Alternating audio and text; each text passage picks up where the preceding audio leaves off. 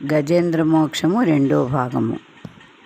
రాజేంద్ర విను, సుధారాశిలో ఒక పర్వతము త్రికోటంబన అనరుచుండు యోజనాయుతమగు ఉన్నతత్వంబును అంతియ వెడల్పు అతిశయిల్లు కాంచనాయస్సార కల దౌతమయములై మూడు శృంగంబులు మనసియుండు అట శృంగ బహురత్నధాతు చిత్ర చిత్రములై దిశలు పూనవులు తేజరిల్లు భూరి భూజాలత కుంజ పుంజములను మ్రోసి పరతెంచు సెలయేటి మొత్తములను మరగి తిరిగెడు దివ్య విమానములను సరుల క్రీడించు కిన్న రచయము కలి. రాజేంద్ర విను, అమృత హృదయం అమృత సముద్రములో త్రికోటము అనే పర్వతం ఉన్నది. దాని ఎత్తు 10,000 యోజనాలు, వెడల్పు కూడా అంతే. దానికి 3 శిఖరాలు ఉన్నాయి.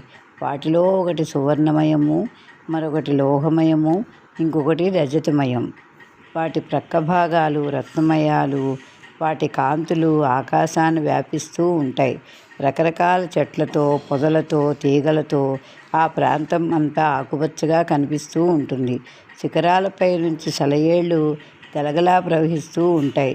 ఎందరో కిన్నెర గంధర్వాది దంపతులు అక్కడ విహరిస్తూ ఉంటారు.